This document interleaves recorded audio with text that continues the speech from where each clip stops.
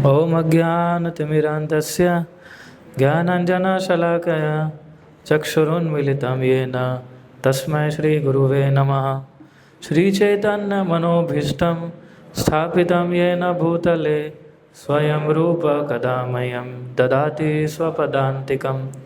वन्देऽहं श्रीगुरु श्रीयुतापदकमलं श्रीगुरून् वैष्णवांश श्रीरूपां साग्रजातां सहगणरघुनाथान्वितं तं सजीवं साद्वैतं सावधूतं परिजनसहितं कृष्णचैतन्यदेवं श्रीराधाकृष्णपादान्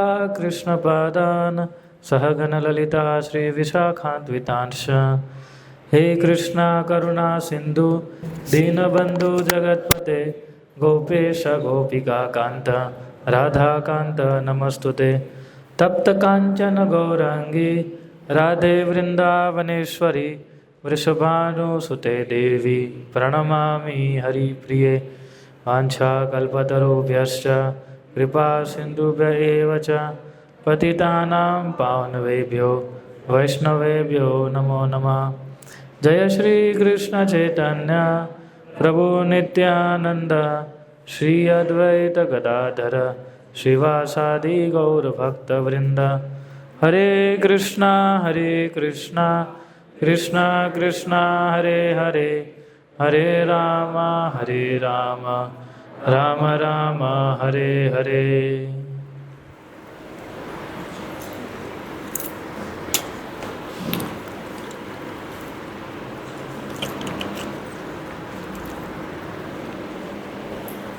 हरे कृष्णा। आज का विषय क्या है? श्रीमद् भागवतम के ऊपर कि आज हम जानेंगे। आप लोगों ने भगवत गीता के बारे में तो सुना ही है, भागवतम के बारे में आप लोगों ने सुना होगा, लेकिन आज हम जानने की कोशिश करेंगे कि भागवतम, श्रीमद् भागवतम जो है वो क्यों इतना महत्वपूर्ण ग्रंथ है। खास करके हमारी जो वैष्णव सिद्धांत है या हमारा जो वैष्णव फिलॉसफी है उसके अंदर क्यों इसका इतना जो महत्व है वो दिया गया है, तो उसको हम समझने की कोशिश करेंगे आज। और मोबाइल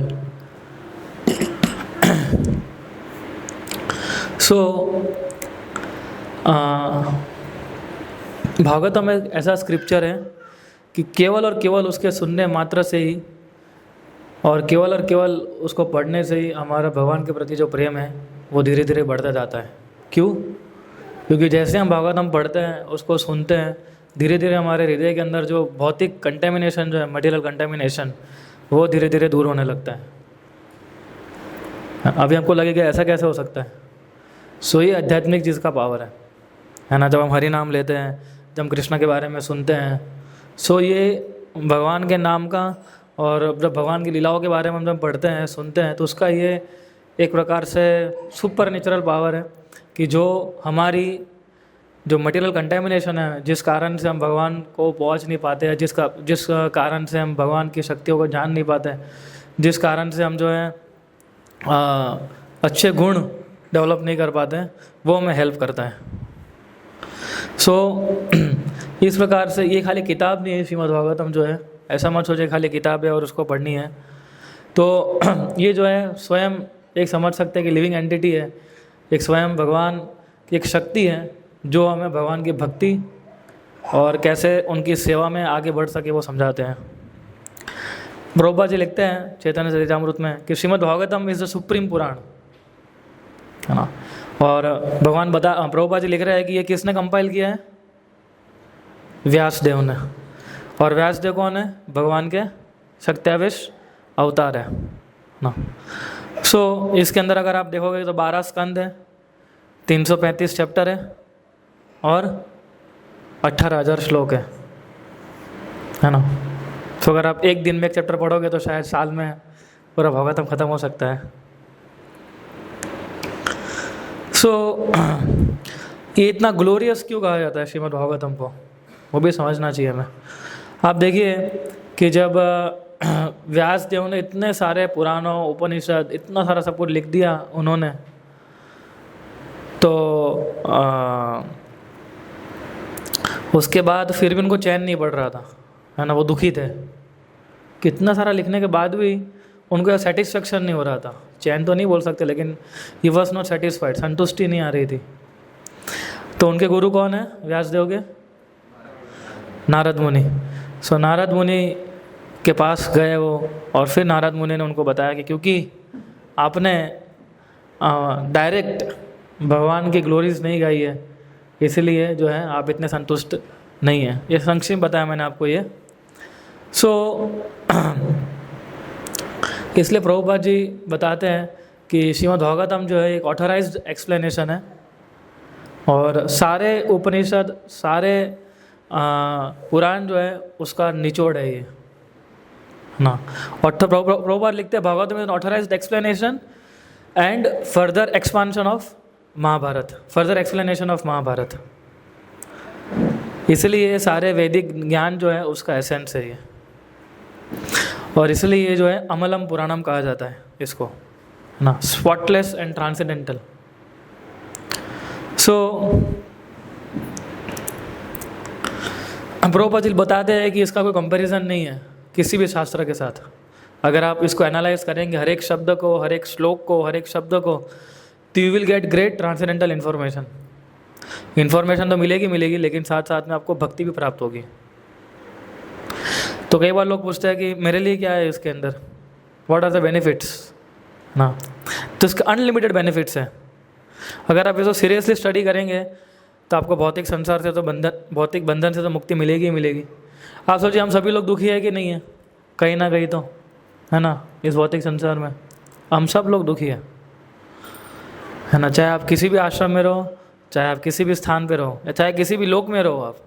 ऐसा नहीं है कि आप अगर स्वर्ग लोक में जाओगे तो वो इंद्र भी डरते हैं कि बोले कभी भी दानव आके हमला कर सकते हैं, है ना, उनको भी अपनी सिक्योरिटी टाइट रखनी पड़ती है। सो लेकिन अगर कोई व्यक्ति इसको पढ़ता है, सीरियसली लेता है, तो ये भौतिक बंधन से मुक्त हो सकता है। इसलिए पद्म पुराण जो है एवरीडे रेगुलर रीडिंग के बारे में बताता है ना। सो और सबसे ज़्यादा अच्छा इंस्पायरिंग ये है कि जितने भी, it is approved by self realizing souls, है ना। नारद मुनि हैं, व्यासदेव है, जितने भी लोग हैं, जितने भी हमारे सप्तऋषि है, जितने भी ऋषि है, सब ने इसको अप्रूव किया है ना। और केवल एक शब्द भी, एक श्लोक भी अगर आप उसको समझ लोगे तो आपके जीवन का उद्धार हो जाएगा। आपको मालूम है श्रील प्रभुपाद जी के जो गुरु थे, श्रील भक्ति सिद्धांत सरस्वती ठाकुर, वो एक श्लोक के ऊपर 2-2 महीने तक लेक्चर दे सकते थे। सोचिए आप, एक श्लोक के ऊपर कितना महीना लेक्चर? 2 महीने ऊपर लेक्चर। इतना प्रोफाउंड नॉलेज है इसके अंदर, सोचिए आप। इसीलिए इस भागवतम को हमें, और हम क्यों चर्चा कर रहे हैं भागवतम के ऊपर आज, क्योंकि अभी 7 सितंबर को भद्र पूर्णिमा आने वाली है ना। तो उसका बहुत बड़ा महिमा है भद्र पूर्णिमा का, कि हम जितना भागवतम उस दिन बांटेंगे या किसी को गिफ्ट करेंगे, उसकी बड़ी महिमा है। तो उसको हम एंड में चर्चा करेंगे। तो मैं सोच रहा था आज कि आपको थोड़ा इस भागवतम के अंदर क्या है उसके बारे में थोड़ा बताने के लिए, है ना। हर एक स्कंद के अंदर क्या क्या दिया गया है, और कैसे हम इसको समझ सकते हैं, और कैसे हमारा जीवन परिवर्तित हो सकता है। और बहुत पावरफुल ग्रंथ है। आपको पता है जब मैं इस्कॉन से नहीं जुड़ा था, है ना, हम लोग इस्कॉन से जुड़े नहीं थे, लेकिन ये भागवतम हमारे घर पे सब आया था। हम तो गांधीनगर में एक बहुत बड़ा 2001 या 2 में बहुत बड़ा फेस्टिवल हुआ था। तो ये गोपाल कृष्ण महाराज हैं, जिनका फ़ोटो है, तो इन्होंने साइन किया था बुक को। तो उस समय तो मालूम नहीं था कि ये क्या है क्या नहीं है, पर ले लिया था। जैसे रिओटिस बोलते हैं ना, ये ले लेना चाहिए, जैसे हम आपको बोलते हैं वैसे किसी ने हमको बोला था तो हमने ले लिया। कुछ पता नहीं था, लेकिन फिर भी मेरे पिताजी जो थे वो एवरीडे रात को सोने से पहले हम सबको बिठाते थे और इसको पढ़ते थे। बस 1 श्लोक 2 श्लोक आधा घंटा, और कोई गेस्ट आता था उसको भी कंपलसरी बैठना है सुनने के लिए।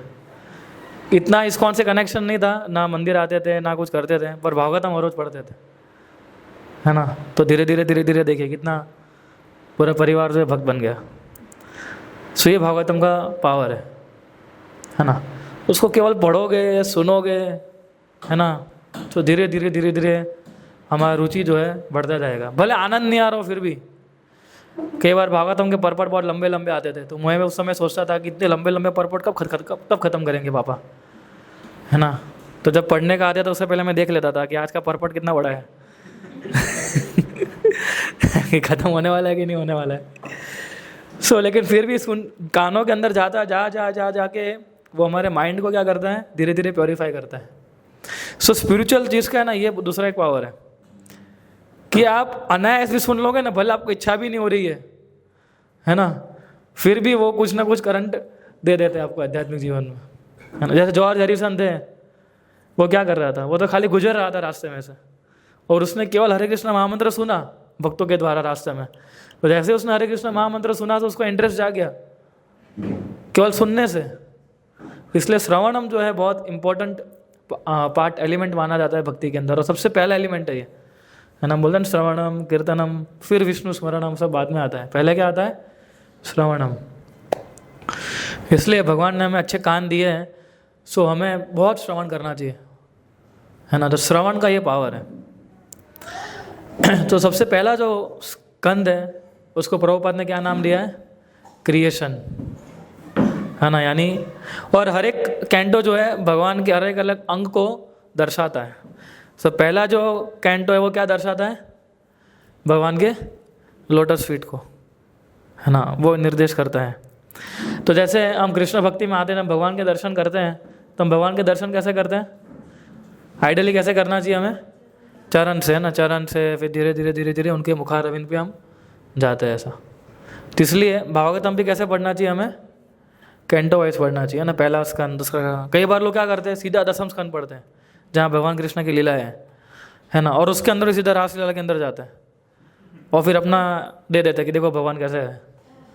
तो पहले समझो तो सही, पहले 9 स्कंद में बताया गया है कि वो भगवान कौन है ना, और भगवान कौन है, क्या है वो, और क्यों ये कर सकते हैं वो। तो वो पहले 9 स्कंद में था। जो पहले 9 स्कंद समझेगा वो 10वां स्कंद जो है ठीक से समझ पाएगा, है ना। इसलिए कभी भी हम जंप नहीं करना चाहिए, है ना, किताब को एकदम फर्स्ट पेज से पढ़ना चाहिए। इसलिए पहला स्कंद जो है भगवान के लोटस फीट दिखाता है। प्रभुपाद ने उसका नाम दिया है क्रिएशन, यानी कि एक, और एक्चुअली श्रील प्रभुपाद अगर आप भागवतम पढ़ेंगे तो सबसे पहले तो प्रभुपाद जी ने चैतन्य महाप्रभु की लाइफ स्टोरी बताई है ना। अराउंड 31 पेज की तो हिस्ट्री है चैतन्य महाप्रभु के बारे में।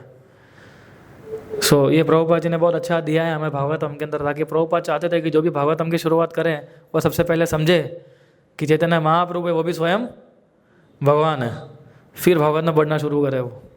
तो प्रभुपाद जी ने पहले चैतन्य चरितामृत का वो दिया है, थोड़ा संक्षेप बताया महाप्रभु की लाइफस्टाइल के बारे में, उनके जीवन के बारे में। पहले स्कंद के अंदर हम देखते हैं कि बोल्डली बताया जाता है कृष्णास्तु भगवान स्वयं, ये भगवान अकेले ही जो है वो कौन है, कृष्णा है। पहले स्कंद के अगर आप देखोगे इसके अंदर बताया गया कि भक्ति योग जो है टॉप मोस्ट पाथ है, जो अभी हम कर रहे हैं वो जितने भी पाथ है उसे भक्ति योग जो है एकदम टॉप मोस्ट पाथ है। और शुरुआत कहाँ से होती है कि वहाँ नैमिषारण्य के जो संत हैं, सेजी से साधु हैं, वो सुत गोस्वामी से प्रश्न कर रहे हैं। शौनकादि ऋषि शौनकादि ऋषि एकत्रित हुए थे और वो सुत गोस्वामी को पूछ रहे हैं।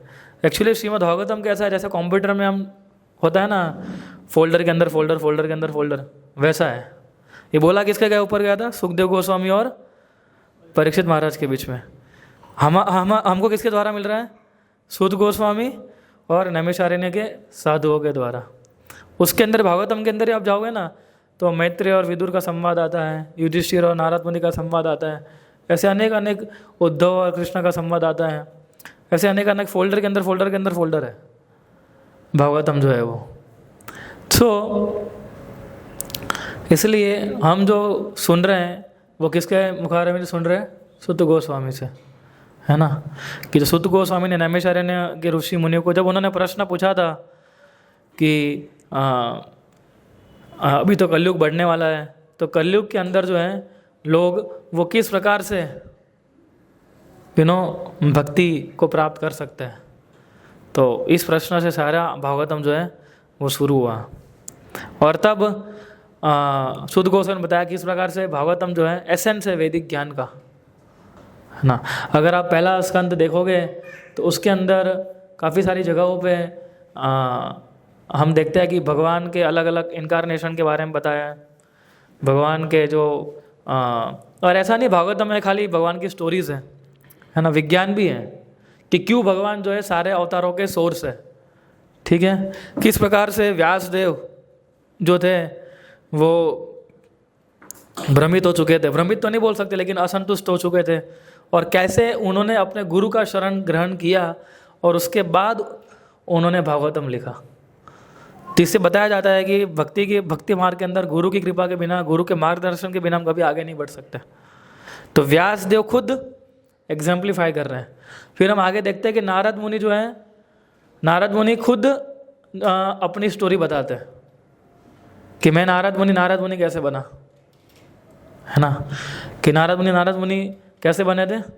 पहले जन्म में वो क्या थे, दासी पुत्र थे और केवल वैष्णव सेवा करते थे। वो वैष्णव सेवा समझते हैं, केवल साधु आते थे उनके घर पे, और चतुर्मास के, अभी चतुर्मास चल रहा है ना, तो चतुर्मास के समय पे साधु जो है वो एक स्थान पे रुक जाते हैं, वो ट्रैवल नहीं करते। नॉर्मली साधु जो होते ट्रैवल करते हैं, लेकिन 4 मास के लिए वो एक स्थान पे रुक जाते हैं, क्योंकि देखो बारिश भी होती है टाइम पे, तो ट्रैवलिंग करना मुश्किल है वैसे। सो जितने भी साधु लोग वहाँ रहते थे तो नारद मुनि जो होते उनकी सेवा करते थे और उनका उच्छिष्ट खाते थे, वो उनका जूठा खाते थे वो। तो उस कारण से केवल उनके संग मात्र से, उनकी सेवा करने से नारद मुनि के अंदर जो था वो भक्ति का बीज जो है धीरे धीरे उड़ने लगा। और भगवान ने फिर उनकी माता को भी ले लिया, और फिर नारद मुनि तो समझ गए थे कि अभी कोई बचा ही नहीं है ना, तब निकल पड़ो भगवान की खोज के लिए। तो वो निकल गए उत्तर दिशा में, है ना। तो इस प्रकार से नारद मुनि खुद अपनी स्टोरी बताते हैं, है ना। फिर सबसे फर्स्ट प्रेयर्स आती है इसके अंदर, कौन सी प्रेयर्स आती है, कुंती महारानी की प्रार्थना है ना। एकदम सुपर एक्सक्लूसिव प्रेयर है कि एक स्त्री जो है कैसे भगवान को प्रे कर रहे हैं, है ना। तो प्रभुपाद जी की छोटी पुस्तक भी है, टीचिंग्स ऑफ क्वीन कुंती, है ना। तो वो हमें पढ़नी चाहिए कि कुंती महारानी की शिक्षा है कि कुंती महारानी एक स्त्री होते के बावजूद भी वो कितना सेल्फ रियलाइज्ड थे, और वो भगवान से बोल रहे थे कि भगवान आप जो है, सबसे इम्पोर्टेंट श्लोका है कि कृष्णा आप जो है मुझे ज़्यादा दुख दीजिए ताकि मैं आपको ज़्यादा याद कर सकूँ, ऐसा।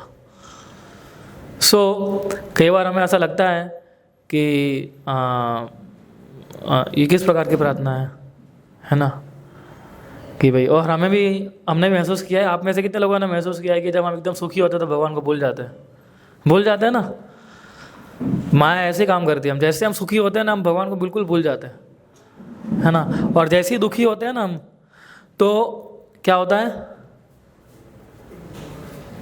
हम भगवान याद आ जाते हैं। हाँ, SJF इस्कॉन मंदिर है एक, अब जाना पड़ेगा, है ना।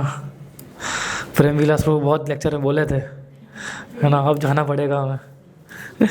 तो फिर याद आते हैं भगवान। लेकिन कुंती महारानी हार्टफेल्ट प्रेयर्स करती है कि इस प्रकार से, है ना। फिर सबसे इम्पोर्टेंट चैप्टर आता है भीष्मदेव के बारे में, the passing away of Bhishmadev, किस प्रकार ने भीष्मदेव ने अपना शरीर छोड़ा। किस प्रकार से मृत्यु होनी चाहिए वो भी हमें भागवतम के पहले स्कंद में हमें मिलता है। और भीष्मदेव ने जो उपदेश दिए युधिष्ठिर महाराज को, वो हमें सुनने को मिलते हैं।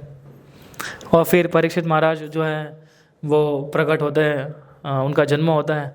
और फिर धृतराष्ट्र, आप देखिए धृतराष्ट्र के सारे पुत्रों को मार दिया था, सब कुछ चला गया था धृतराष्ट्र से, लेकिन फिर भी वो घर नहीं छोड़ रहा था, है ना। तो फिर विदुर ने धक्के मार के घर से बाहर निकाला उनको। विदुर ने बोला कि उन्होंने बोला कि क्या तुम कुत्ते की तरह रह रहे हो, ऐसा बोला कि क्या तुम एक कुत्ते की तरह रह रहे हो, कि जिन्होंने तुम्हारे पुत्रों को मार दिया, युधिष्ठिर महाराज तो धर्म राजा थे, उन्होंने धृतराष्ट्र को अभी लगने ही नहीं दिया कि तो आपके जो पुत्र है वो चले गए हैं। लेकिन विदुर ने बहुत कड़क शब्दों में धृतराष्ट्र को डांटा कि तुम कितने बूढ़े हो चुके हो और तुम्हें अभी क्या करना चाहिए, अभी सब कुछ छोड़ के वानप्रस्थ में जाना चाहिए, है ना। इसीलिए जब हम भक्ति में अगर हमें आगे, जितना हमारी एज बढ़ती है उतना हमें ये सिखाते हैं चैप्टर्स भागवतम के, धृतराष्ट्र क्विट्स होम, ये जो चैप्टर है वो सिखाता है हमें कि अगर हम जब बूढ़े हो जाते हैं तो हमें घर छोड़ देना चाहिए, पर हम घर नहीं छोड़ते हैं।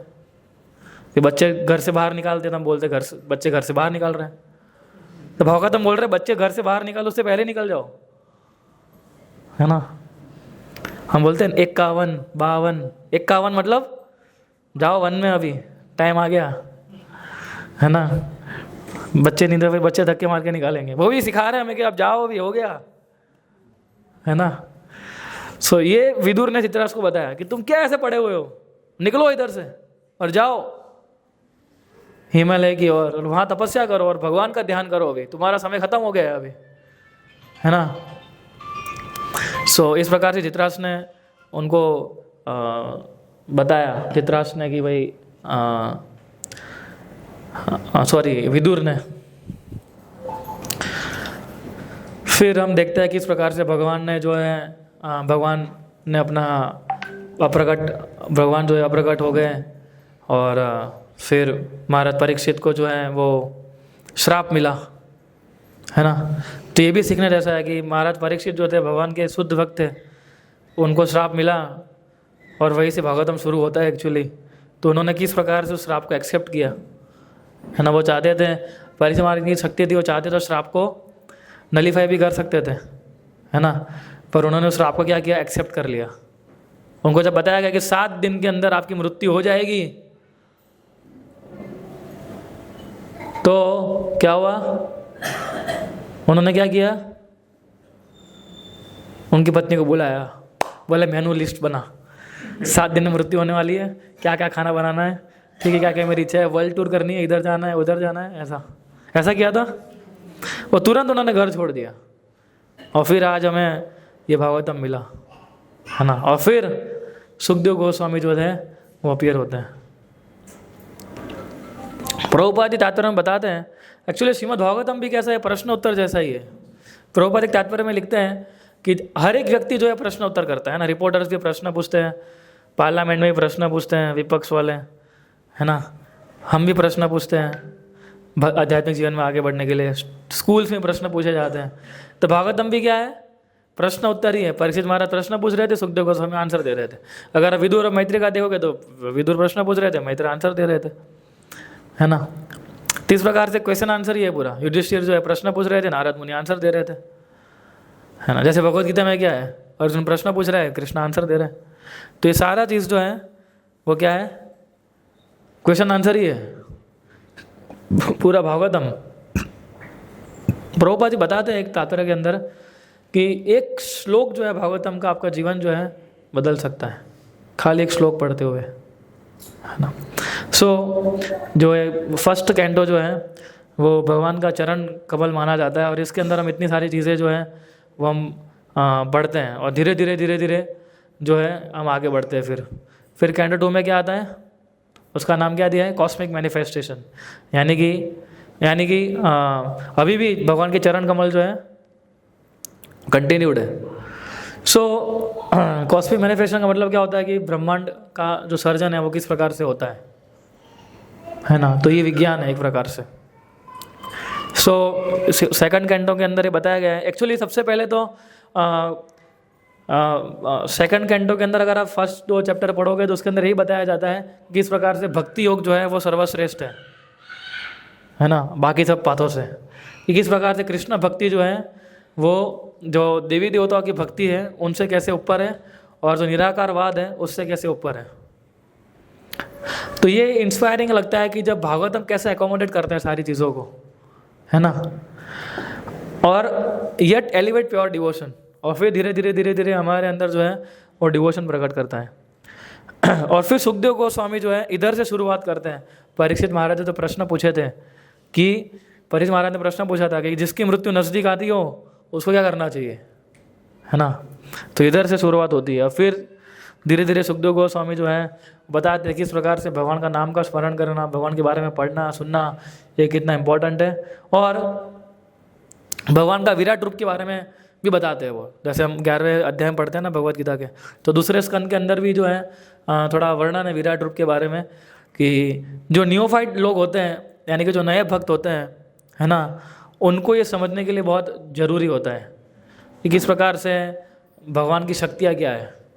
नहीं तो भगवान को क्या समझेगा, लंपट समझेगा, जैसे मैंने आपको बताया ना वैसा। इसलिए पहले सारे स्कंद पढ़ने चाहिए हमें, ताकि मालूम पड़े कि जिस भगवान के बारे में आप बोल रहे हो वो भगवान की शक्तियाँ क्या है। तो विराट रूप उनके लिए है कि जो नियोफाइट है, जो भगवान को नहीं समझते हैं, उनको मालूम पड़े ओ ये भगवान है, ऐसा इतनी शक्ति इनके अंदर है।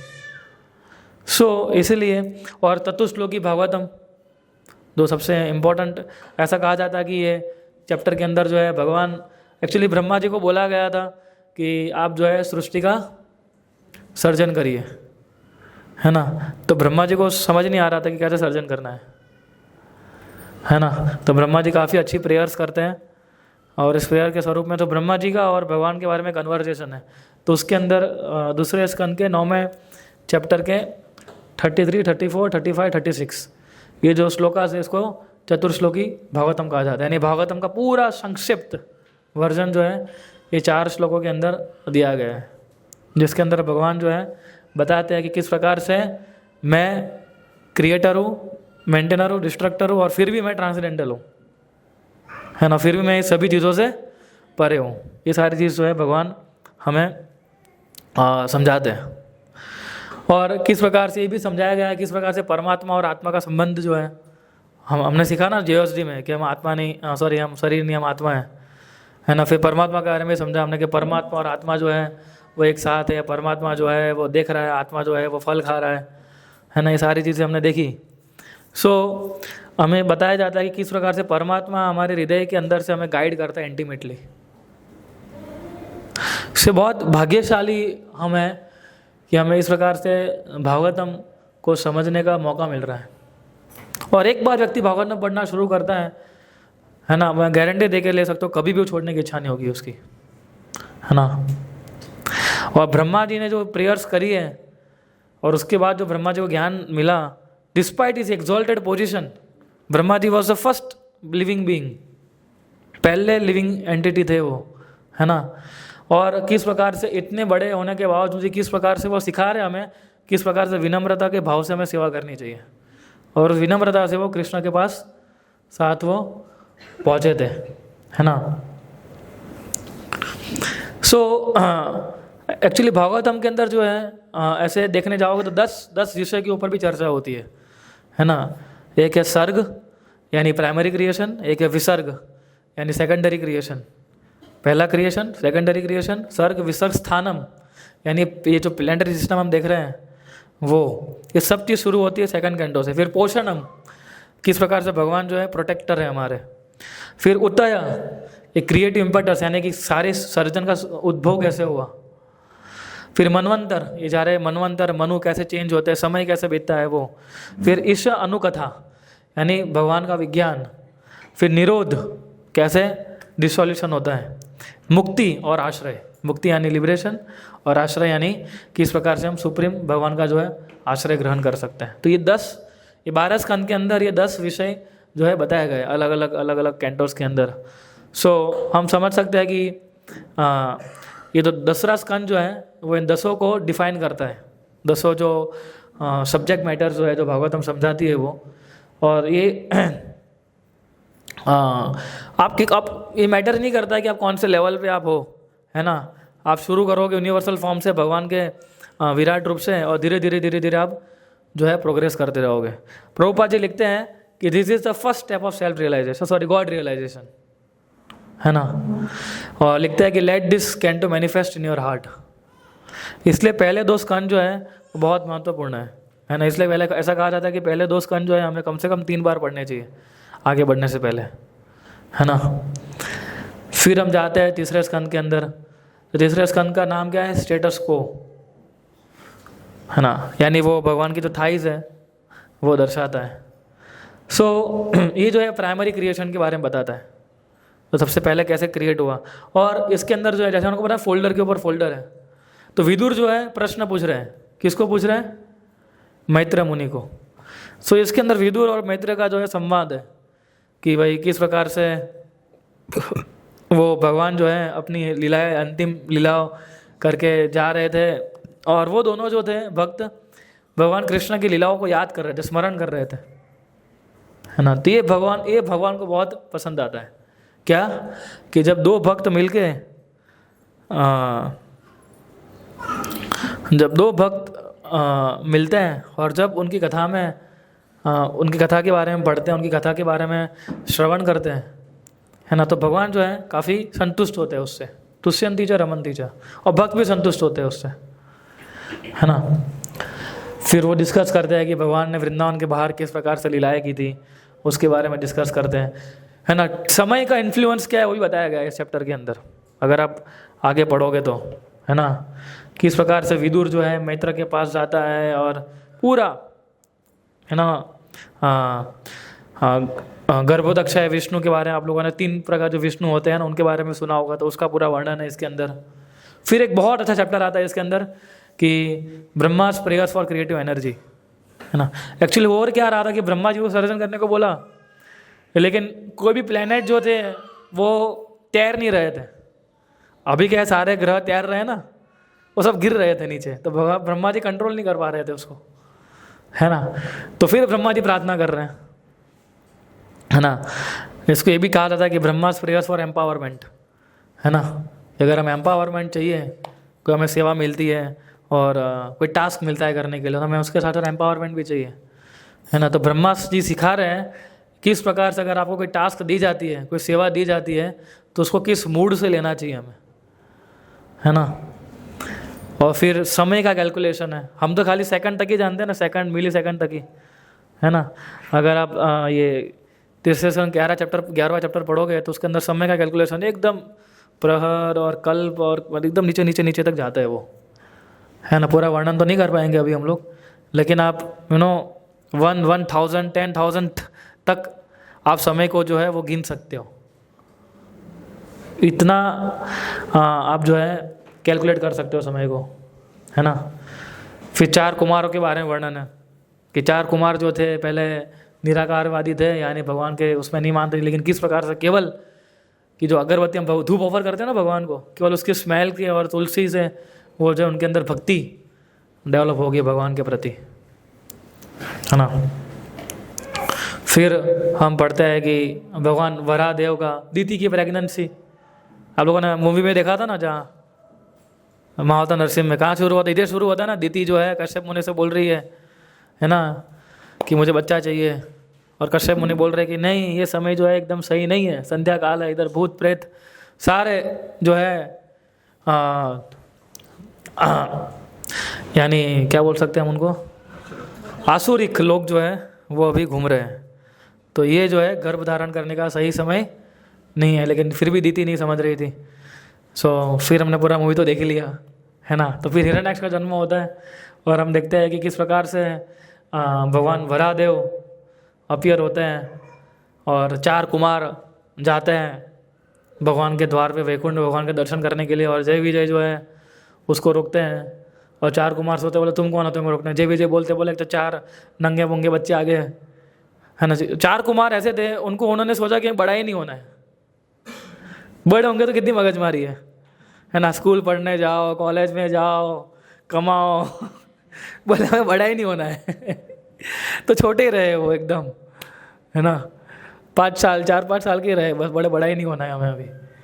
तो जय विजय ने उनको सोचा कि क्या बच्चे आ गए, बोले बच्चे अलाउड नहीं है वैकुंठ में, है ना। तो फिर उन्होंने क्या दे दिया, श्राप दे दिया। सो जब उन्होंने श्राप दे दिया तो काफ़ी घबरा गए जय विजय, तो भगवान स्वयं बाहर आ गए। फिर भगवान ने बताया कि ये तो मेरी योजना थी, है ना। और फिर हम देखते हैं कि किस प्रकार से 3 अलग अलग रूप में राक्षस बन के आते हैं जय विजय। और पहला जो है वराहदेव के बारे में बताते हैं, उनका अपीयरेंस बताते हैं, है ना।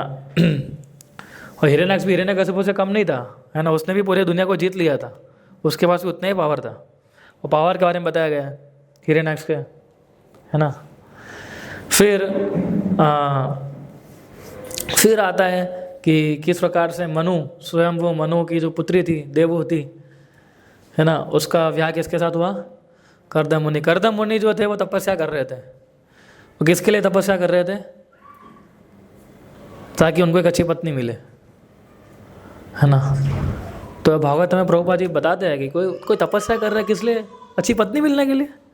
कोई सोच सकता है ऐसा, है ना। तो प्रभुपाद जी बहुत अच्छा वर्णन करते हैं कि किस प्रकार से अगर कोई अच्छी पत्नी हो तो वो भी कैसे हमें भक्ति में आगे लेके जा सकती है ना। तो कर्दम मुनि भगवान प्रकट हो गए जब, तो कर्दम मुनि ने बताया कि मेरी तो यही इच्छा है ना। तो कर्दम मुनि तो कैसे रहते थे? पर झाड़ के नीचे रहते थे। और देवहूति जो थी वो तो स्वयंभू मनु की पुत्री थी। स्वयंभू मनु यानी राजा, मतलब पूरे मनु, है ना। उनके पास क्या वैभव नहीं था, आप समझो, है ना। इस विश्व का सबसे धनी व्यक्ति समझ लो आप, ऐसा। और कर्दम मुनि जो थे कहाँ रहते थे? सबसे गरीब, एक झाड़ के नीचे रहते थे, है ना। तो भगवान ने बोला कि तुम चिंता मत करो, तुम्हें लड़की ढूंढने की जरूरत नहीं है, लड़की तुम्हारे पास सामने से आएगी, है ना। तो दूसरे दिन जो है स्वयंभू मनु जो है वो देवहूति को लेके आए और देवहूति को बताया कि तुम्हें जो है इनके साथ शादी करनी है। तो देवहूति ने कंप्लेन नहीं की। बोले क्या? बोले इसका खुद का घर भी नहीं है। हाँ, आजकल तो हम पहले देखते हैं ना कि भाई खुद का घर है कि नहीं है, सबसे पहला प्रश्न ही पूछते हैं, खुद का घर है? नहीं है तो रिजेक्टेड। गवर्नमेंट जॉब है? हाँ है, तो हाँ पास।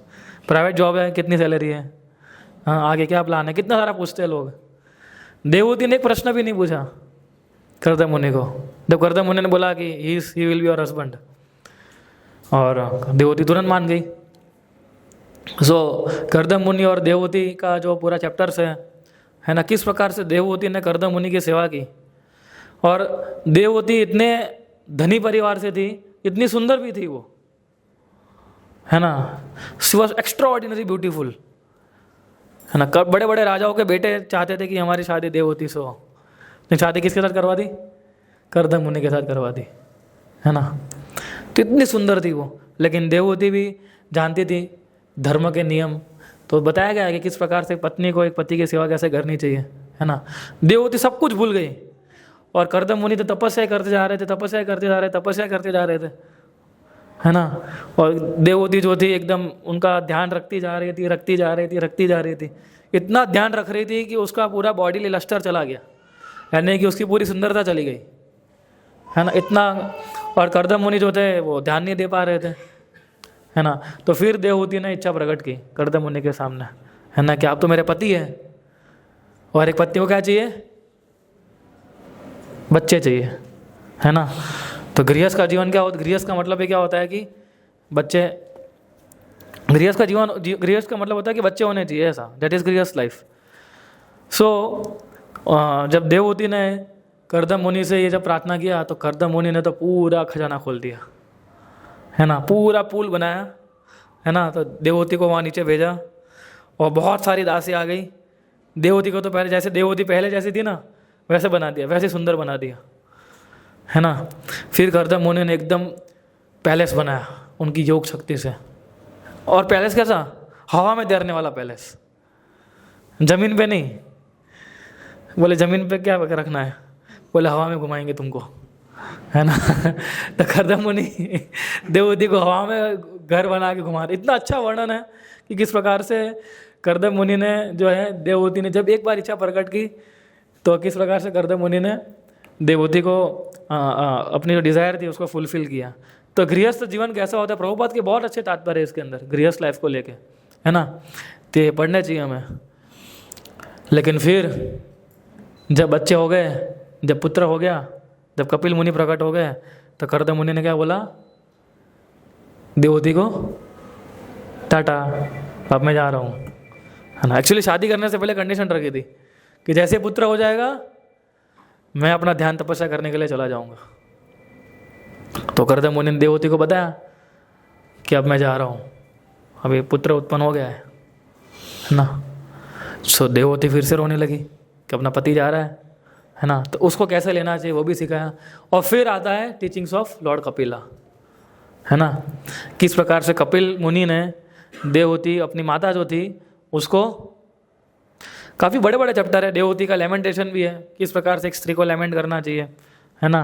कर्दम मुनि का रिनाउंसिएशन, किस प्रकार से एक विवाहित पुरुष को अपना जीवन त्यागना चाहिए, और उसके लिए 3 चैप्टर और दिए गए हैं, है ना, कि भौतिक संसार का फंडामेंटल प्रिंसिपल क्या है ना। और फिर आता है कपिल मुनि की शिक्षा है, उसके अंदर सांख्य फिलोसॉफी के बारे में बताया। सांख्य फिलोसॉफी यानी कि मैटर और स्पिरिट, किस प्रकार से आत्मा के बारे में और स्थूल चीज़ों के बारे में बताया गया है।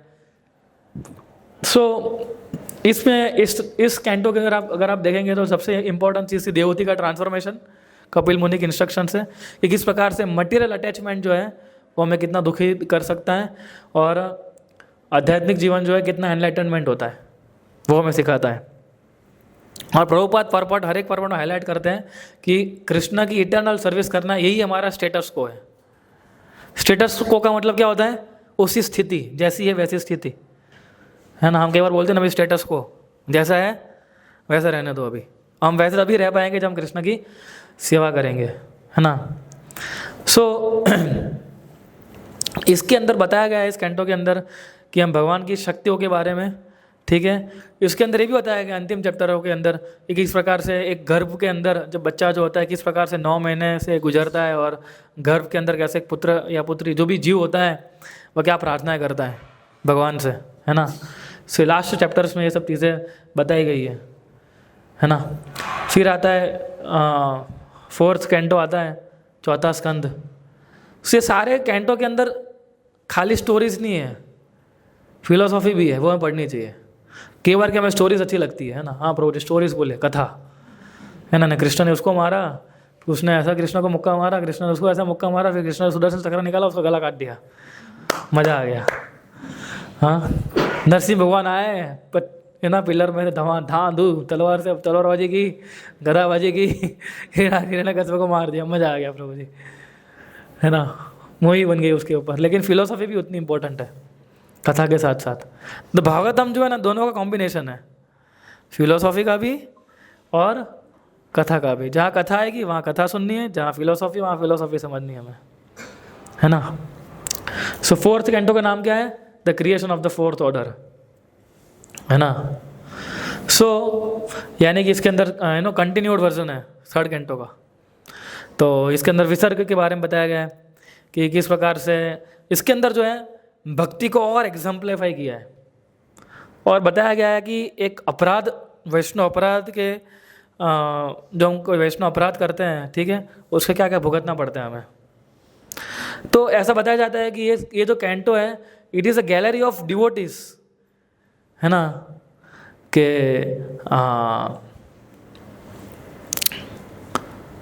ये जो है डिवोटीज की जो है गैलरी एक प्रकार से, कि जहाँ पर आपको अलग अलग एक कैंटो के अंदर जहाँ पर आपको बहुत सारे डिवोटीज के बारे में बताया गया है ना। सबसे पहले आप देखोगे तो शिव जी के बारे में बताया गया है ना। दक्ष जो है शिव जी को श्राप देता है, दक्ष और शिव जी के बीच में झगड़ा हो जाता है। एक्चुअली दक्ष जो था वो चाहता नहीं था कि पार्वती दक्ष की पुत्री थी, वो भी धनी थे। शिव जी कैसे थे? झाड़ के नीचे रहने वाले, करदम मुनि जैसे। अभी शादी तो हो गई, लेकिन दक्ष जो थे खुश नहीं थे। बोले मैं इतना बड़ा राजा हूँ, मेरी पुत्री इतनी बड़ी और इसके साथ, और ये बोले तो कपड़े भी ठीक से नहीं पहनते हैं शिव जी, हाँ खाली एक ऐसा लगाते हैं, है ना, और सांप भी रखते हैं गले पे। बोले पता नहीं कैसा अटायर है इसका। और बोले मेरी पुत्री देखो कितनी सुंदर है, और ऐसा कंपैरिजन कर रहे थे। और एक यज्ञ हो रहा था, वहाँ बुला लिया शिव जी को, तो शिव जी का अपमान हो गया। तो दक्ष ने भी शिव जी को श्राप दे दिया। दक्ष ने शिव जी को श्राप दिया, तो शिव जी की पार्टी ने दक्ष वालों को श्राप दिया। तो एक सामने वाले एक दूसरे को श्राप देने लगे। फिर सबने बोला भी रुक जाओ ये क्या करना है कि झगड़ा करने के लिए नहीं आए तो ये स्टोरियों में काफ़ी कुछ सीखने जैसा है ना। बहुत हंसी आ रही है अभी पर फिर शिव जी चले जाते हैं, तो फिर से यज्ञ करने जाता है। तो पार्वती देख रही है कि सारे लोग जा रहे हैं, मेरे घर पे मेरे मायके सब लोग तैयार होकर एकदम जो स्वर्ग की जो पत्नियां थी वो सब एकदम नए नए गहने पहन के अभी तनिष्क के खरीद के पूरा लेके जा रहे हैं, एकदम नए नए पहन के। तो पार्वती देवी देख रही थी, तो पार्वती ने शिव जी को बोला कि मुझे भी जाना है। शिव जी बोला देखो हमें आमंत्रित नहीं किया है, और जहाँ आमंत्रित नहीं किया जाता है वहाँ अपमान किया जाता है ना। तो बोले मेरा ही घर है, ऐसा कैसा अपमान? बोले तुम्हारे पति का अपमान किया था, तुम कैसे जा सकती हो? वो मानी नहीं, वो चली गई, तो वहाँ उनका अपमान हो गया, पार्वती का, सती का। सती ने फिर अपना शरीर त्याग दिया। फिर शिव जी तो बिगड़े, है ना, तो शिव जी ने तो पूरा यज्ञ तो तहस नहस कर दिया, और पूरा स्टोरी है। और फिर किस प्रकार से ब्रह्मा जो है शिव जी को समझाते हैं ना, ये चैप्टर बहुत इंपॉर्टेंट है। How Brahma satisfies Lord Shiva.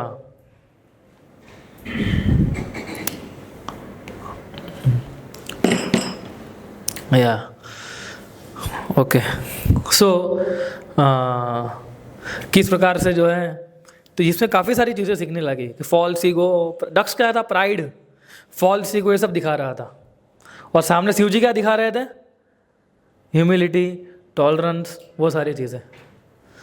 दक्ष के पास पावर था, मटीरियल पावर, है ना।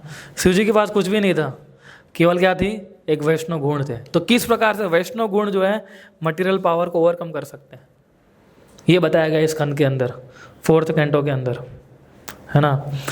सो भगवान शिव का जो है टॉलरेंस बताया गया है उसके अंदर, कि भक्त को कितना सहनशील होना चाहिए।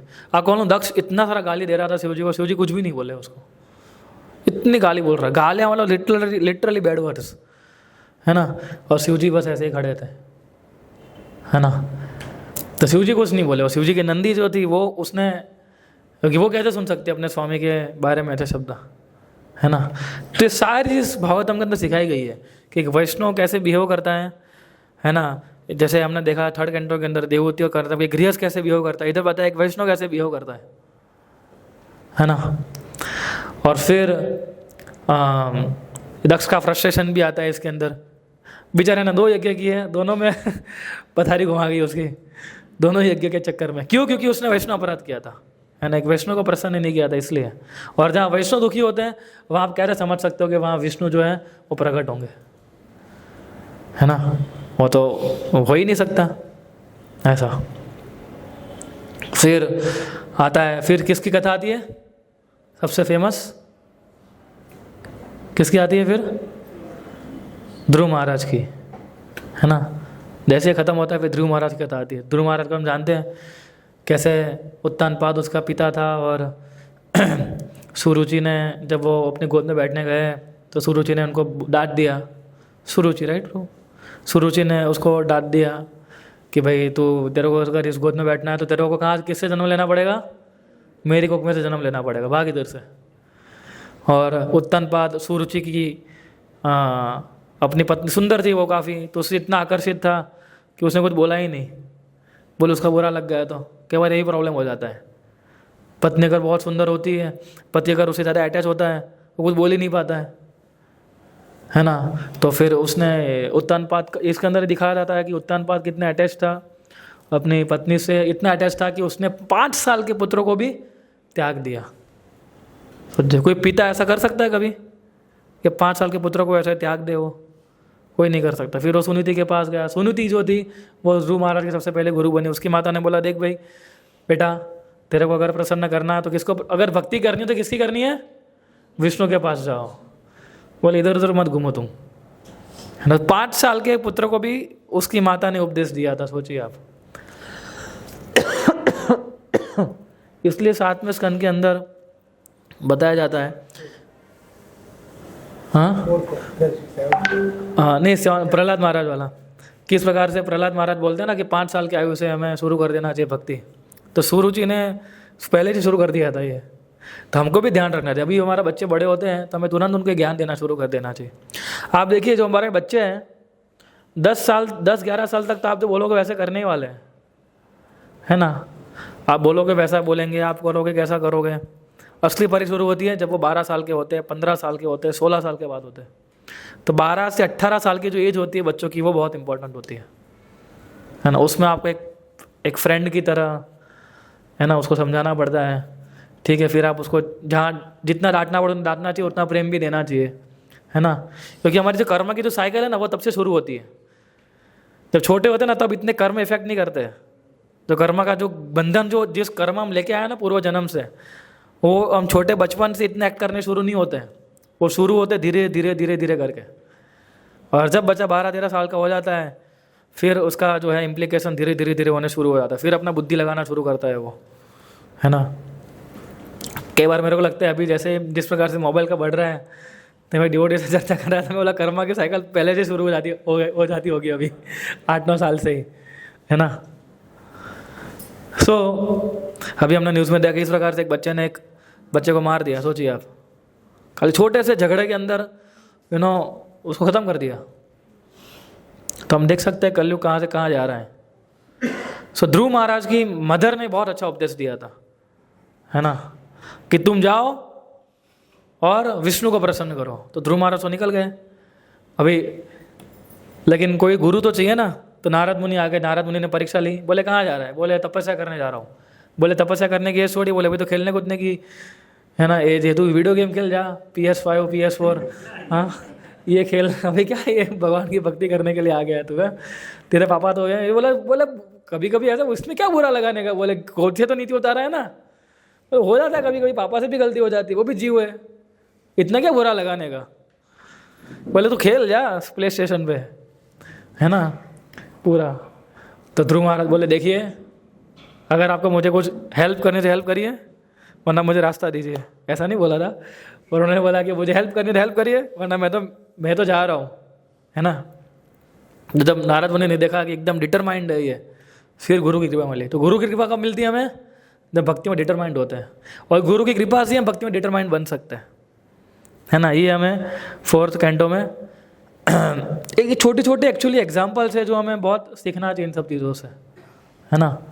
ये मनुष्य जीवन जो है ना बहुत क्षणिक मिला है, और हम उसको गवा देते किसमें, मान अपमान में, सुख दुख में, ये सब चीज़ों में ना। ठीक है, कई बार ऐसे इमोशंस आ जाते हैं, लेकिन हमें समझना चाहिए कि मनुष्य जीवन हमें मिला है भगवत प्राप्ति करने के लिए, वो गोल हमें कभी नहीं भूलना चाहिए। तो भागवत हमें ना वो गोल को बनाए रखने के लिए हमें हेल्प करता है। बिलीव, आप मुझे माने या ना माने, आपके जीवन में कितनी भी परेशानी आ रही हो ना, बस केवल भागवतम को पढ़ते जाओ। इच्छा भी नहीं होगी आपको, इतने जीवन में प्रॉब्लम आते होंगे ना, आपका मन इतना डिस्टर्ब होगा ना कि भागवतम को साइड में रख दे, नहीं इच्छा हो रही है पढ़ने की, फिर भी पढ़ते जाओ बस। Just go on reading reading reading reading reading. फिर धीरे धीरे कृष्ण जो है आपको, आपके मन को जो है धीरे धीरे प्योरीफाई करेंगे। इतना पावर है भागवतम के अंदर, है ना। लेकिन क्या है, प्रोसेस को नहीं छोड़ना है, उसको पकड़ के रखना है। हमारा कैसा होता है, जब भी हम दुख में आते हैं, जब भी हम सब वो हो जाता है, हम सब कुछ छोड़ देते हैं। बोले प्रभु जी माला में भी इंटरेस्ट नहीं आ रहा है, भगवत गीता में इंटरेस्ट नहीं आ रहा है, भागवतम में इंटरेस्ट नहीं आ रहा है, इंटरेस्ट किस में आ रहा है, बोले बस प्रभु जब कुछ नहीं करना है ना। तो ये छोड़ देना ना, वो बहुत बड़ी गलती करते हैं हम जब। इसलिए हमें ध्यान रखना चाहिए कि भक्ति की चीज़ के बाद पकड़ना, छोड़ना नहीं है। छोड़ दिया तो फिर आप आउट हो गए, है ना। भक्ति के अंदर आपको किसी ने नहीं बोला चौके छक्के मारने के लिए, है ना। आप खाली अच्छे भक्त बने रहिए, ये भागवतम सिखाता है हमें, और ये प्रभुपाद जी हमें उनके तात्पर्य में सिखाते हैं। You just be a good devotee, that's it. और डिवोटीज का क्या गुण है वो हम इस श्लोक के अंदर जो है इन भागवतम के चैप्टर्स के अंदर समझते हैं। नारद मुनि और ध्रुव महाराज, कैसे नारद मुनि ध्रुव महाराज को उपदेश देते हैं कि तुम्हें किस प्रकार से तपस्या करनी चाहिए, है ना। फिर ध्रुव महाराज जब घर वापस आते हैं तो उत्तानपाद को बाद में रियलाइज़ होता है कि यार क्या मैंने मेरे बच्चे को ऐसा कर दिया, और किसके बीच में, बोले एक सुंदर पत्नी के कारण मैंने मेरे बच्चे को ये कर दिया। उसको बाद में बहुत पछतावा होता। एक्चुअली नारद मुनि फिर गए थे उत्तानपाद के पास, है ना, उसका हालचाल पूछने के लिए। बोले क्या उत्तानपाद, और फिर उत्तानपाद भी ऐसे दुखी बैठा हुआ था। फिर नारद मुनि बोला, बोले तुम तो गलती कर रहे हो, चिंता मत करो, तुम्हारा पुत्र जो है तपस्या में लग चुका है ना, और मेरे निर्देश अनुसार है। किस इसमें सीखना चाहिए थी कि उत्तानपाद ने गलती तो की, लेकिन फिर उसको व्हाट वर्ड भी से पाश्चाताप भी हो रहा था उसको, रियलाइजेशन, अटोनमेंट, है ना। अटोनमेंट बहुत इंपॉर्टेंट है। Krishna can accept mistakes. मैं अभी मदन मोहन के साथ चर्चा कर रहा था, हम लोग डिस्कस कर रहे थे भागवतम के ऊपर कि कृष्णा जो है ना मिस्टेक्स को एक्सेप्ट करेंगे, लेकिन आपको फिर अटोनमेंट भी होना चाहिए, पाश्चाताप भी होना चाहिए, अरे मैंने ऐसा कैसा कर दिया। फिर कृष्णा जो है ना एक रे ऑफ होप क्रिएट करते हैं। अगर अटोनमेंट भी नहीं होता है ना, मतलब समझ हम गए, फिर कोई हमारा होप नहीं है। गलतियां कृष्ण एक्सेप्ट कर लेंगे, हाँ ठीक है, हमको कृष्ण को मालूम है जीव जो गलती करने, हम सब गलती करने वाले, है ना। लेकिन बाद में हमें पता होना चाहिए कि हाँ ये मैंने गलती किया था। वो पता कैसे चलता है? पढ़ने से मालूम पड़ता है। जब कोई व्यक्ति भागवतम पढ़ेगा, भगवद गीता को पढ़ेगा, भक्तों का संग करेगा, तब पता चलेगा उसको कि मैंने कहाँ गलती की है और मुझे क्या बिहेव करना चाहिए, है ना। फिर स्वयंभू मनु जो है, एक्चुअली फिर ध्रुव महाराज तो घर आते हैं, फिर ध्रुव महाराज को तो पूरा लोक मिल जाता है। ध्रुव महाराज को क्या चाहिए था? वो बोल रहे बोला पिता समान राज्य नहीं चाहिए, बोले मेरे परम पिता ब्रह्मा जी जो है उससे भी ऊपर राज्य चाहिए। भगवान बोला तुम छोड़ो, मैं तुमको पूरा लोक ही दे देता हूँ, ध्रुव लोक जाओ, है ना, मजे करो, तुम्हारा लोक पूरा, है ना। तो सोचिए अगर हम भगवान को प्राप्त, अगर कोई व्यक्ति भगवान को प्राप्त करता है तो भगवान क्या आपको कितना दे सकता है? कितने सारे चीज़ें दे सकते हैं, है ना। कुछ लोग भगवान से प्रार्थना मांगते हैं, भगवान मुझे जॉब दिला दो। अरे क्या जॉब दिला दो? भगवान तो जॉब नहीं, तुम्हें मालिक बना सकते हैं ये तो है ना। भगवान चाहे तो क्या नहीं कर सकते। तो ध्रुव महाराज ने जब देखा भगवान के तब दर्शन, भगवान वो तो यही सोच रहे थे, बोले मैं तो एक कांच के टुकड़े के पीछे पड़ा था, मुझे हीरे मिल गए। तब ध्रुव महाराज को रियलाइज हुआ ये, है ना। तो हम भी कई बार भगवान के बता के यही मांगते हैं ना, भगवान अच्छा मकान दे दो, अच्छा पति दे दो, अच्छा पत्नी, ये सब होने वाला है वो, है ना। अगर हम फेथ रखेंगे तो Krishna will bring you everything, है ना। फिर ध्रुव महाराज तो पूरा राज्य मिल गया ध्रुव महाराज को तो, है ना। फिर ध्रुव महाराज का जो उसका भाई था, उसका नाम क्या था? उत्तम था ना, हाँ। तो उत्तम को यक्षों ने मार दिया, एक यक्ष ने मार दिया उत्तम को। तो ध्रुव महाराज को बड़ा गुस्सा आया, तो उसने सोचा कि पूरे यक्ष, सारे यक्ष योनि को मार खत्म कर दूंगा मैं। वो पहले जाके पूछे किसने मारा, बोले सामने आ जाए, ऐसे थोड़ी कोई सामने आएगा। तो ध्रुव महाराज ने सोचा कि सबको खत्म कर डालता हूँ मैं। तो उसने तो पूरा ही यक्ष की योनि को खत्म करना शुरू कर दिया, है ना। फिर स्वयंभू मनु आए ध्रुव महाराज को समझाने के लिए कि गुस्सा काबू में रखो भाई, है ना। तो स्वयंभू मनु जब ध्रुव महाराज को उपदेश है, वो भी बहुत सुनने जैसा है। एक इस प्रकार से स्वयंभू मनु ध्रुव महाराज को अपना गुस्सा कम करने के लिए बोलते हैं। हम सबको गुस्सा आता है? इधर कोई है जिसको गुस्सा ना आता हो? कोई नहीं है? सही में कोई तो होगा ना, सबको गुस्सा आता है ना। तो स्वयंभू मनु ध्रुव महाराज को जो एडवाइस दें सुननी चाहिए हमें, है ना, कि गुस्सा करने से क्या होता है। और ध्रुव महाराज को समझाते हैं वो कि गुस्सा नहीं करना चाहिए इतना, है ना। सो फिर उतना गुस्सा किया ध्रुव महाराज ने और फिर समझाया। और इसके अंदर ये भी समझाया जाता है कि ध्रुव महाराज ने कितना हम्बली स्वयंभू मनु की जो चीज़ों को एक्सेप्ट किया। नहीं, हमारे जो बड़े लोग होते हैं, जो बुजुर्ग होते हैं, उनकी बातों को कैसे समझना चाहिए वो ध्रुव महाराज ने एग्जाम्पलीफाई किया कैंटो 4 के अंदर। और फिर ध्रुव महाराज भगवत धाम जाते हैं। तो जो ध्रुव महाराज जब भगवत धाम जा रहे होते हैं तो ध्रुव महाराज उनकी मम्मी को याद करते हैं, बोले रुक जाओ विष्णुदूत, बोले ये सब ज्ञान किसने दिया था? सबसे पहले भगवान को किसने भेजा था? मेरी माता ने। तो मुझे मेरी माता को भी साथ में लेके जाना है। तो विष्णुदूतों ने क्या बोला? बोले देखो आगे, है ना, तुम्हारे आगे तुम्हारी माता का प्लेन जा रहा है ना। तुम्हारा पर्सनल प्लेन है, तुम्हारी माता का पर्सनल प्लेन है, तुम चिंता मत करो, तुम अपने प्लेन में उड़ो, है ना। फिर राजा वेण की कथा आती है। राजा वेण, है ना, एक्चुअली ऐसा कहा जाता है कि जो राज्य का जो मुखिया होता है ना, उसको भगवान के समान मानना चाहिए हमें। तो वेण ने क्या इसको कुछ ज़्यादा सीरियसली ले लिया वो समझने लगे मैं ही भगवान हूँ। क्यों? क्योंकि मैं राज्य का मुखिया हूँ। और सारे शास्त्र क्या बोलते हैं कि ये जो राज्य का मुखिया होता है उसको भगवान के समान पूजा करनी चाहिए। तो उसने तो सारे विष्णु के सारे यज्ञ सब बंद करवा दिया, बोले मेरे ही यज्ञ करो, सब कुछ मेरा ही करो। तो ब्राह्मण जो होते हैं, ब्राह्मण क्षत्रिय वैश्य शूद्र होते हैं। तो क्षत्रिय काम होता है कि रूल करना, और ब्राह्मण का काम क्या है कि क्षत्रिय जो रूल कर रहा है वो ठीक से रूल कर रहा है कि नहीं कर रहा है वो देखना, है ना। तो ब्राह्मणों ने देखा, बोले तो ठीक से रूल ही नहीं कर रहा है। तो सारे ब्राह्मणों ने मिलकर क्या किया? उसको खत्म कर दिया। और ब्राह्मणों के पास शक्ति होती है, शक्ति नहीं मतलब ये पावर होता है, आई मीन ऑथोरिटी होती है उनके पास ये, क्यों किसी भी राजा को निकाल भी सकते। भले वो रूल नहीं करेंगे, कोई भी ब्राह्मण रूल नहीं करेगा, है ना। पर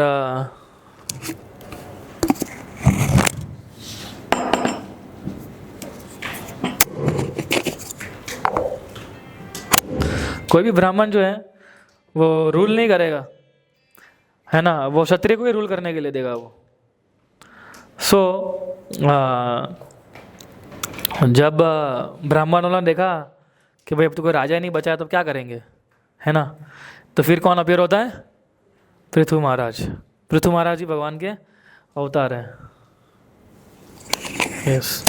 और इसको आवाज़ थोड़ा बढ़ा सकते हैं क्या? इसका नंबर है 12 नंबर है। हरे कृष्ण हरे कृष्ण। हाँ ठीक है। फिर पृथु महाराज का अपीयरेंस होता है ना, वेण के शरीर में से। वेण के शरीर को चरण करते हैं ब्राह्मण, और पृथु महाराज जो है वो अवतरित होते हैं। और फिर बताया जाता है कि भाई किस प्रकार से पृथु महाराज ने किस प्रकार से रूल किया, फिर पृथु महाराज जो है ये यज्ञ करना चाहते हैं। ऋषभ देव की पृथु महाराज है वो, इंद्र वाला पृथु महाराज है ना। हाँ, तो इंद्र पृथु महाराज जो है वो 100 यज्ञ करना चाहते थे, अश्वमेघ यज्ञ। ऐसा कहा जाता है कि जो व्यक्ति 100 अश्वमेघ यज्ञ करेगा वो इंद्र की पोस्ट को ले सकता है। तो इन्होंने 99 खत्म कर दिए थे, तो इंद्र को टेंशन आ गया, बोले खतरा है अपनी सीट के ऊपर है ना, अपनी सीट जा सकती है अभी तो इंद्र को बहुत इनसिक्योरिटी फील होती थी अपनी सीट को लेके, है ना। हमको भी होती कि नहीं होती है पोस्ट पोजीशन को लेके? हम भी डरते हैं ना हमारे ऑफिस के अंदर, बोले कोई मेरी पोजीशन को खींच लेगा, कोई मेरी पोस्ट को खींच लेगा, तो हम भी सारे काले कारनामे करते हैं हमारी पोस्ट को बचाने के लिए। तो इंद्र भी कम नहीं था, वो भी सोच रहा था, बोले बचाओ इसको। तो इंद्र बहुत सारे उसने टेक्निक अपनाई, लेकिन सबसे खराब जो टेक्निक अपने उसने वो क्या थी, वो साधु का रूप लेके गया, यानी ढोंगी साधु का रूप लेके सैफरन कपड़े में। ये जो प्रथा जो है ढोंगी साधुओं की, वो प्रथा किसने शुरू की? इंद्र ने इंद्र वॉज द फर्स्ट ढोंगी जो सैफरन क्लॉथ में खराब काम करने के लिए आ गया था। सबसे पहला ढोंगी उसने ही प्रथा शुरू की, इंद्र ने। तो फिर भी पकड़ा गया वो। फिर तो पृथु महाराज का बेटा जो था वो तो सोचा कि इसको तो आज खत्म ही कर देते हैं, तो बहुत झगड़ा होने लगा पृथु महाराज और इंद्र के बीच में। फिर कौन आए उसको मीडिएट करने के लिए? ब्रह्मा जी को आना पड़ा। तो ब्रह्मा जी ने किसको समझाया? पृथु महाराज को समझाया कि भाई तू समझ जा, इंद्र है, ये नहीं समझेगा है ना। लेकिन इंद्र भी समझ रहा था कि मेरी गलती है, लेकिन वो आउट ऑफ उसकी जो कंडीशनिंग थी उससे ऊपर नहीं उठ रहा था वो। तो कई बार हमें लगता है ना ऐसा, कई बार जो एक्चुअली जो सुनता है ना उसको ज़्यादा सुनाया जाता है। ऐसा सुना है हम लोगों ने? जो भक्त ज़्यादा सुनता है उसको ज़्यादा सुनाया जाता है। क्यों? क्योंकि वो सुनता है इसलिए। हम मालूम बोले ये नहीं सुनने वाला है, तो उसको बोल के कुछ फायदा ही नहीं है। तो ब्रह्मा जी ने सोचा कि पृथु तू मत जा, है ना। फिर पृथु महाराज की इंस्ट्रक्शंस आती है ना। और फिर भगवान शिव जो है गीत गाते हैं, बहुत अच्छा गीत गाते हैं वो, इसके अंदर उसका वर्णन है। और फिर राजा पुरंजन की कथा आती है कि एक राजा प्राचीन परिषद था, वो काफ़ी राजा अच्छा था, लेकिन कैसा था कि रिचुअलिस्टिक था, भक्ति में इतना इंटरेस्ट नहीं था उसको, है ना। तो फिर नारद मुनि गए उसके पास और उन्होंने एक पूरी स्टोरी बताई। यानी स्टोरी यानी कि मिथिकल स्टोरी, है ना, जो कभी हुई नहीं थी, लेकिन उसको समझाने के लिए। कई बार कैसा होता है कि अगर किसी को समझाना हो मुझे, तो कई बार लोग डायरेक्ट फिलोसॉफी नहीं समझते, है ना। उनको अगर स्टोरी से समझाएंगे, देख बेटा एक राजा था, है ना, तो वो भी ऐसा था, तो उसका एग्जाम्पल दे रहे थे नारद मुनि। पर एक पुरंजन का पूरा स्टोरी क्रिएट किया उन्होंने, है ना। फिर पुरंजन का पूरा आता है वर्णन, और फिर फिर प्राचीन परिषद समझ जाता है कि हाँ नारद मुनि किसको समझा रहा है, मुझे ही समझा रहा है। लेकिन प्राचीन परिषद भले अच्छा भक्त नहीं था, अच्छा भक्त नहीं बन पाया, लेकिन उसके तो बेटे थे 10 प्रचेतास, वो काफ़ी अच्छे भक्त थे। तो 10 प्रचेताओं ने साथ मिलके तपस्या किया पानी के नीचे। और भागवतम के अंदर एक बहुत अच्छी इंस्ट्रक्शन आती है कि किस प्रकार से कोऑपरेटिवली जब कोई व्यक्ति काम करते हैं, है ना, तो भगवान उससे कितना संतुष्ट होता है। कलयुग के अंदर सबसे बड़ा एक काम यही है, साथ में मिलके काम करना, है ना। कितना मुसीबत वाला काम है ना, साथ में मिलके काम करना। कोई उत्तर दिशा में सोचता है, कोई पश्चिम दिशा में सोचता है, कोई पूर्व में सोचता है ना, कोई दिशाहीन सोचता है ना। सो उन सभी को एक साथ लेके चलाना, कोऑपरेटिवली काम करना, क्यों? ताकि हम भगवान को प्रसन्न कर सके। ये सिखाया गया है प्रत्येक उसके माध्यम से, है ना। इसलिए प्रभुपाद भी काफ़ी बार बोलते थे कि हम सबको साथ में कोऑपरेटिवली काम करना चाहिए। इस्कॉन कितना बड़ा संस्था है देखिए आप, है ना, और कितने सारे भक्त आते हैं और सब अलग अलग बैकग्राउंड से हैं। आप में से भी कितने सारे बैकग्राउंड है ना, कोई मराठी है, कोई बंगाली है, कोई गुजराती है, कोई साउथ इंडियन है, कोई नॉर्थ इंडियन है ना, कोई कहाँ से आया है ना। सो हम भी अलग अलग जगहों से आए, लेकिन फिर भी सबको साथ में चलना है, सबको साथ में कार्य करना है, सबको साथ में से। आपने देखा जन्माष्टमी में कितने सारे भक्त लोग सब साथ में सेवाएं कर रहे थे, है ना, कोऑपरेटिवली। सो ये सारी चीज़ सिखाई गई किस कैंटो में? 4th कैंटो में। तो कितना इतना अच्छा कैंटो ये 4th, कि जिसके अंदर हमें, और 4th कैंटो का नाम था कि 4th ऑर्डर ऑफ रिनाउंसिएशन, यानी जो स्पिरिचुअल प्रोग्रेस के लिए रिनाउंसिएशन करना बहुत इंपॉर्टेंट है, यानी त्यागना। तो वो इसके अंदर जो है वो सिखाया गया है ना।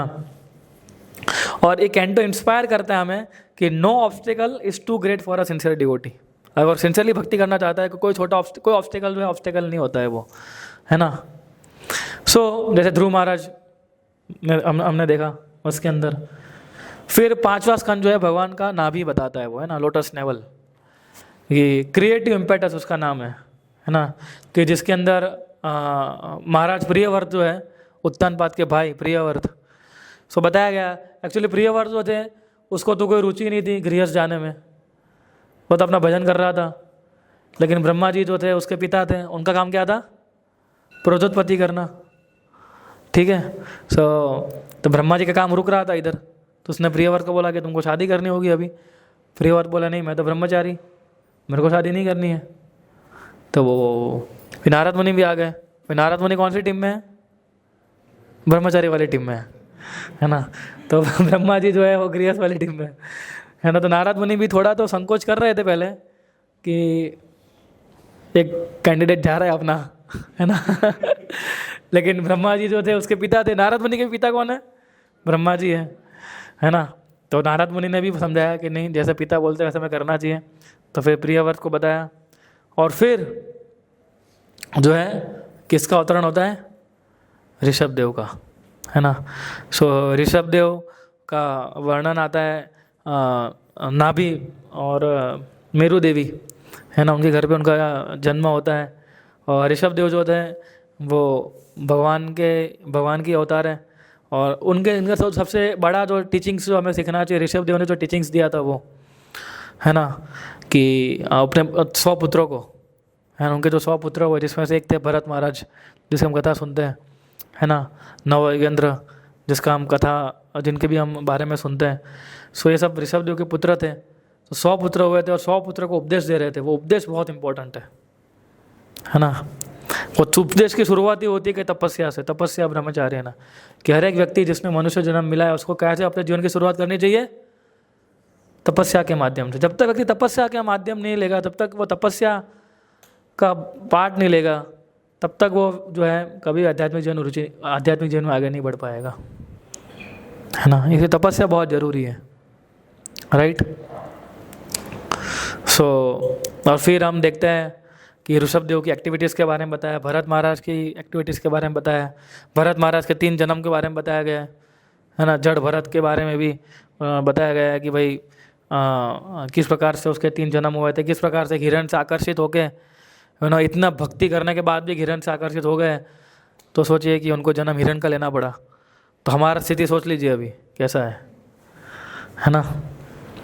सो हमें ये नहीं सोचना चाहिए कि बोले 1-2 सेशन अटेंड कर लिए फ्राइडे प्रोग्राम, अब तो भगवत नाम निश्चित है, अंतिम भगवान नाम याद आ ही जाएंगे, है ना। बीच में वीडियो वायरल हुआ था नहीं वैष्णव महाराज का, या ना, एक लड़की पूछ रही थी कि मान लीजिए किसी ने पूरा समय भगवान को याद नहीं किया, लेकिन एंड में भगवान याद आ गए तो वैष्णव महाराज बोले आएंगे ही नहीं ना। बोल रहे कि नहीं, मान लीजिए आ गए तो बोले आएंगे ही नहीं ना। बोले बाई चांस आ गए तो बोले बाई चांस क्या होता है, आएंगे ही नहीं भगवान याद, है ना। पॉसिबल ही नहीं है। अगर किसी व्यक्ति ने पूरे जीवन में भगवान का नाम याद नहीं लिया है तो कोई पॉसिबिलिटी नहीं है कि उसको भगवान का नाम याद आएगा अंत समय में। और किसी की मृत्यु तो सोने में हो जाती है, सोते सोते वो चला जाता है। वो सोते सोते मृत्यु होना बहुत लास्ट कैटेगरी की मृत्यु है वो, कई बार लोग सोचते हैं ना कि आराम से चले गए है ना, तो एक्चुअली बहुत ख़राब होता है वो। क्यों? क्योंकि हमें मालूम नहीं कि हम जब सो रहे होते हैं तो हमारा कॉन्शियसनेस कहाँ होता है। आप समझे? कोई लोग तो आराम से चले गए, आराम से नहीं गए वो है ना। जगे हुए होते तो कोई ना कोई भगवान का नाम भी शायद याद करवा ले, चलो सोते सोते तो कौन याद करवाएगा तो जिसने बहुत पाप किए होते हैं ना, उसकी मृत्यु कैसे होती है? सोते सोते पहुंच जाता है ऊपर, है ना। लेकिन भक्तों के लिए ऐसा नहीं सोचना चाहिए ना। भक्ति अगर मृत्यु सोते सोते भी होती है तो भी वो नींद में क्या चल रहा होता है उसका, वो भगवान उसको बचा लेते हैं। ये भी है, अगर भक्त को एंड मोमेंट में भगवान का नाम याद भी नहीं आएगा तो भगवान जो है उसको लेके जाएंगे, है ना। मान लो एक्सीडेंटली मृत्यु होगी किसी डिवोटी की, है ना, उसको टाइम भी नहीं मिला भगवान का नाम याद करो, तो भी भगवान जो है उसको लेके जाएंगे। ऐसा है ना। सो इसके अंदर जो है 5वें स्कंद के अंदर ज़्यादातर तो वर्णन ये इसके बारे में ज़्यादा वर्णन है कि किस प्रकार से अलग अलग जम्बू द्वीप और ये सब मटेरियल क्रिएशन के बारे में ज़्यादा वर्णन है ना। काफ़ी टेक्नोलॉजिकल और टेक्निकल समझाया है ना। मैं भी नहीं समझ पाया, वो भी समझने की कोशिश कर रहा हूँ इसको।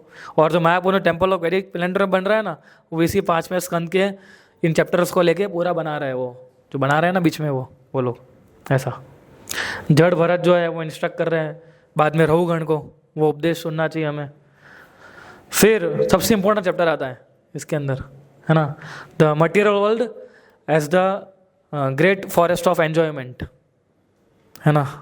बहुत ये मतलब हमारा मनुष्य जीवन जो है ना उसको पूरा हाईलाइटेड दिखाता है, हम कैसे अपना जीवन जी रहे हैं ना। वो मतलब इसमें कोई वो बोलते हैं ना बिना एनेस्थीसिया की सर्जरी, वैसा चैप्टर है ये, है ना। और कहीं ना कहीं एक्चुअली मैं भी इसी चैप्टर से इंस्पायर हुआ था। मतलब समहाउ ये चैप्टर एक इंस्पिरेशन था कि मैं सोचा कि अभी अपने जिस रास्ते में जा रहे हैं उसी रास्ते पे जाना चाहिए, है ना। क्योंकि इतना बताया एकदम एक तलवार की तरह बताया गया है कि ये संसार के अंदर फंसने से क्या होता है इस चैप्टर के अंदर। इसलिए चैप्टर का नाम भी कैसा है, the material is the great forest of enjoyment, है ना। हमें लगता है कि हम सुखी होंगे लेकिन तो ये बहुत इंपॉर्टेंट चैप्टर है। और फिर इस पूरा यूनिवर्स का स्ट्रक्चर जो है वो इस कैंटो के अंदर जो है समझाया गया है। सन की मूवमेंट को समझाया गया है। हम अभी तक क्या समझे कि सन जो है वो स्थिर है, बाकी ग्रह जो है वो घूम रहे हैं। भागवतम क्या समझा रहा है, सूर्य घूम रहा है ना, पृथ्वी स्थिर है। और हम अभी तक क्या सुने, पृथ्वी घूम रही है। तो फिर है ना, तो ये ऑर्बिट्स, प्लैनेट्स कैसे ऑर्बिट से घूम रहे हैं अभी उसके बारे में वर्णन है, हेवनली प्लैनेट्स के बारे में वर्णन है, और अंत में नरक का वर्णन है ना। तो कौन सा व्यक्ति क्या करेगा और कौन से नरक में जाएगा उसका पूरा विवरण है, आप पढ़ सकते हो और आपके कार्य को देख सकते हो, है ना, कि हाँ मैंने ऐसा कार्य किया है इधर जाना पड़ेगा, ऐसा कार्य किया इधर जाना पड़ेगा सो उसका भी वर्णन है ना। सो हम लोग जो है समय नहीं है इतना हमारे पास कि हम सारे कैंटोस ले सकें, लेकिन आपको अच्छा लग रहा है ये 5वें स्कंद तक अच्छा लगा, तो सोचिए अगर आप अब इसको पढ़ोगे तो कितना आनंद आएगा सुनने में। अगर संक्षेप में इतना आनंद आ रहा है आप लोगों को, जब हम पढ़ेंगे तो कितना आनंद आएगा इसको। तो इसीलिए इस भागवत हमको पढ़ना चाहिए। हम आगे कैंटोस के बारे में डिस्कस करेंगे, कोई ऑनलाइन क्लास के अंदर इस प्रकार से कुछ हम अरेंज कर देंगे नेक्स्ट वीक में ऐसा कुछ। लेकिन हमें जो है भागवतम लेना चाहिए और पढ़ना चाहिए। सो एक बहुत बड़ी अपॉर्चुनिटी आ रही है अभी आप लोगों के लिए। शायद प्रेम विलास में आप में से कुछ लोगों के साथ डिस्कस भी किया होगा जन्माष्टमी के टाइम पे, है ना, कि भद्र पूर्णिमा आ रही है और भागवतम के 12वें स्कंद के अंदर बताया गया है कि क्या महिमा है इसकी। कैसा बताया गया, जिस दिन भागवतम वो घर पे लेगा या दान करेगा उसका निश्चित है भगवत धाम जाना। सोचिए आप, निश्चित है, कौन से जन्म में जाएगा पता नहीं, पर वो निश्चित है कि जाएगा वो है ना। सो ये भागवतम को वितरण करना, देना किसी को, और खुद के घर पे ना हो तो उसको रखना, ठीक है ना, वो बहुत इम्पोर्टेंट है। और डिवोटीज जो है वो इस श्लोक से थोड़ा ज़्यादा आगे चले गए, वो बोलते हैं कि हम भागवतम नहीं देंगे, हम क्या करेंगे, हम आपके घर पे भागवतम को इंस्टॉल भी करेंगे, है ना, पूर्ण एकदम प्रॉपर इंस्टॉलेशन सेरेमनी होगी। आपके घर पे आके डिवोटीज आएंगे, थोड़ा भागवतम खोलेंगे, भागवतम की आरती उतारेंगे और थोड़ा भागवतम में से कुछ चर्चाएं करेंगे, कुछ ऐसे इसमें से कोई भी टॉपिक लेके उठा के हम कुछ भी चर्चा कर सकते हैं, है ना। सो आप सभी लोगों से निवेदन है, जिनके पास भागवतम नहीं है उसको जरूर ये भागवतम जो है इस पीरियड में लेना चाहिए। हम 7वीं तारीख का वेट नहीं करेंगे, है ना, ऐसा मैं 7 तारीख को लूँगा तो ही ऐसा होगा। भागवतम भागवतम है ना। अगर आप आज भी लेते हो और आपके घर पे इंस्टॉल करा दो, डिवोटीज आएंगे, कथा होगी भागवतम की, तो उसी से ही आपका जो है जीवन, भक्तिमय जीवन शुरू हो सकता है। एक बार भागवतम घर पे आने से ही आपका घर का माहौल जो है चेंज हो जाएगा। देखना, आप चेंज करना चाहते हो घर का माहौल? करना चाहते हैं ना? प्रभु जी करना चाहते हैं, माता जी करना चाहते हैं? नहीं प्रभु जैसा है वैसा ठीक है अभी। सो भागवतम जो है पूरा भक्तिमय माहौल बना देगा हमारे घर का, है ना, जो हम सब लोग चाहते हैं, है ना। सो हमें समझना चाहिए कि किस प्रकार से ये जो भागवतम है हमारे जीवन को परिवर्तित कर सकता है। और इसके लिए जो है जिनके पास भागवतम नहीं है वो ले सकता है। और आप में से कुछ जो पुराने डिवोटीज हैं जो भागवतम है ऑलरेडी, आपको क्या करना चाहिए कि इसको गिफ्ट करना चाहिए, है ना। ये मत सोचो कि प्रभु जी उसको गिफ्ट करेंगे तो भागवतम समझेगा भी नहीं, है ना, उसको वैल्यू नहीं मालूम है, पाप करेगा, कुछ मत सोचो ऐसा। हमने भी जब भागवतम लिया था, हमको भी जिस डिवोटी ने भागवतम दिया था या पकड़ाया था, है ना, तो पकड़ा दिया था, समझो उनको भी नहीं मालूम था क्या करेंगे। लेकिन देखो घर पे आने से बाद चेंज हो गया ना, पूरा घर का माहौल चेंज हुआ कि नहीं हुआ? तो आपके घर का माहौल भी चेंज हो सकता है ना। सो ये हमें समझना चाहिए। तो आप किसी को गिफ्ट कर सकते हो, कोई भी आपका फ्रेंड हो, उसको बोलो कि भाई तू बड़ी गिफ्ट है 18 बुक आएगी उसके घर पे, वो भी चौंक जाएगा, बोले क्या गिफ्ट दे रहा है ये, है ना। उसको बोलना कि तू रख खाली इसको, है ना। और केवल छूने से, रखने से पूरा घर का माहौल चेंज हो सकता है, आप सोचिए।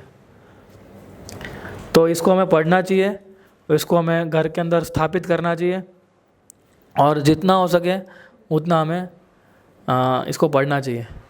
खाली मैं लास्ट 2 मिनट ऐड करूँगा कि ये मनुष्य जीवन जो है बहुत ही तपस्या के बाद मिला है हम लोगों को, जो आपको मालूम है आपने तपस्या की होगी। सम और अदर आप में से जितने भी लोग इधर मौजूद हैं, अगले जन्म में या गए जन्म में कहीं ना कहीं किसी भक्त का संपर्क आया हुआ होगा, किसी ना किसी रूप से आप भक्ति से जुड़े होंगे, तब जाके आप भागवतम के बारे में सुन पा रहे हो, है ना।